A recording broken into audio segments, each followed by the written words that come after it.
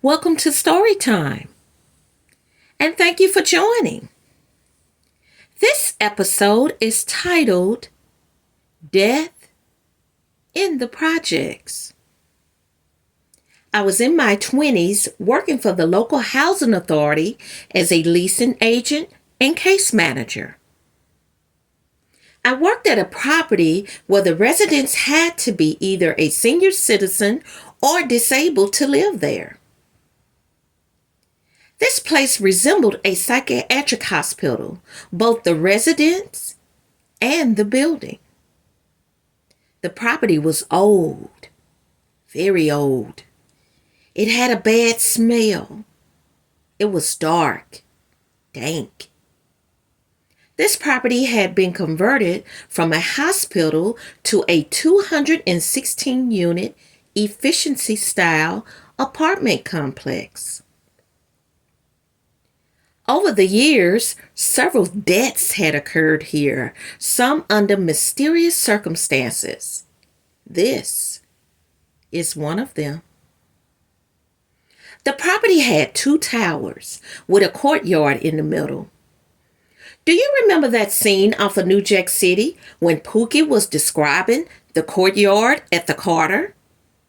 Yeah, the courtyard here was just like that. People walking around in the courtyard, talking to themselves, scratching themselves uncontrollably. Drugs and mental illness were a big problem here.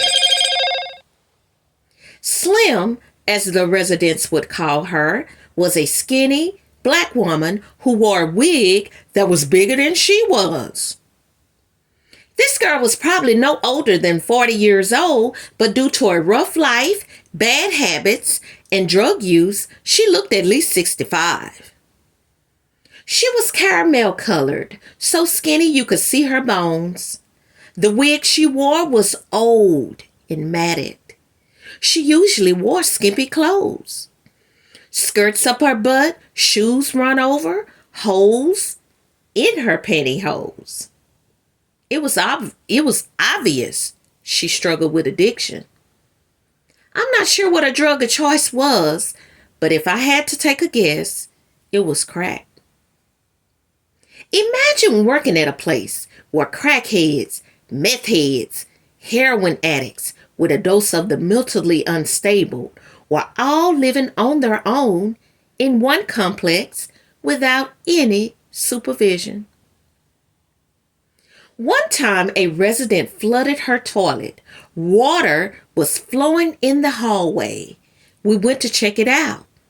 Just as we got on the floor, she ran towards us full speed ahead like a freight train. She was butt naked. The manager, Mr. Johnson, was a no-nonsense kind of guy. He didn't care how crazy you were or pretended to be. He was dark, short, bald, about 60 years old, and in very good shape. He stopped her and told her he would knock her ass out. She listened. He knew how to handle these residents.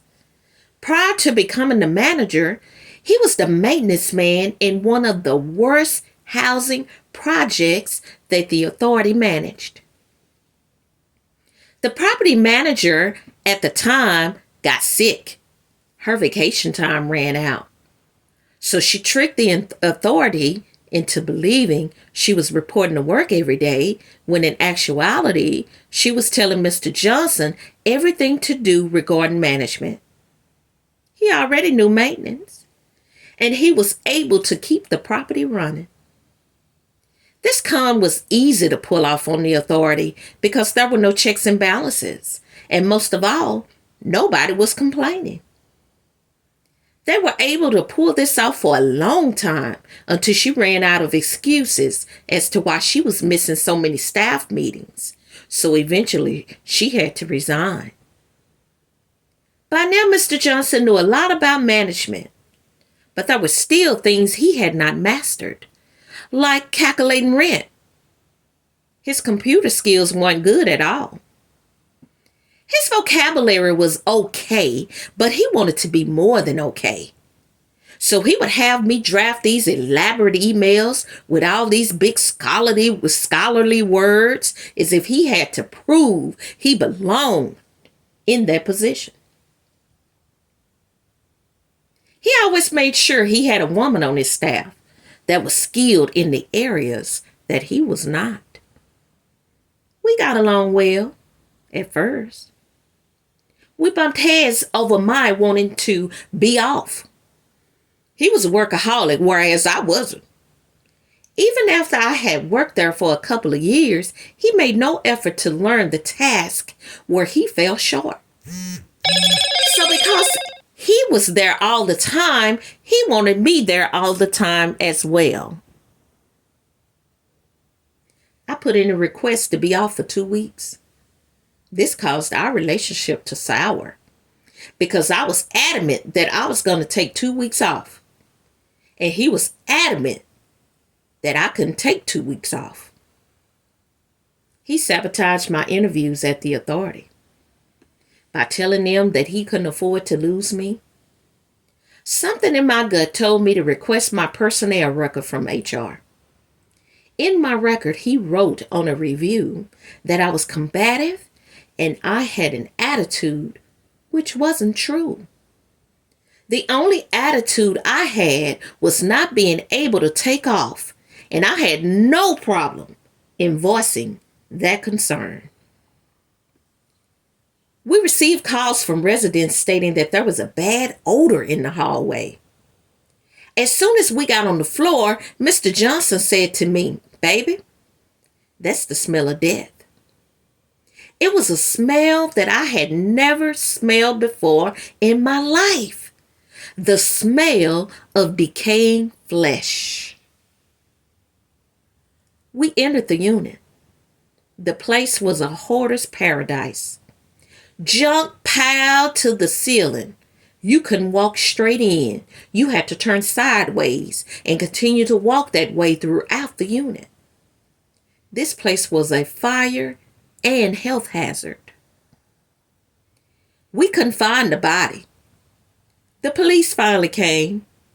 They couldn't believe the state of the unit. Then more police came. Then more. They eventually found the body. Once they started moving things around, her leg fell from under a couch cushion. She was tucked away on the couch under some couch cushions. Slim had issues with drug addicts, drug dealers. Either she was ripping drug addicts off for drugs, or she owed drug dealers money for drugs. Was she murdered? Did someone smother her to death? Or did she die of natural causes while she was sleeping under those cushions?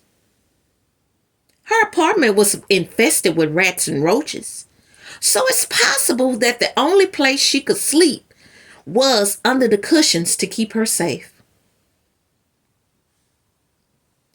This girl not only had to hide from drug dealers, she had to hide from rats and roaches. Slim's death was ruled undetermined.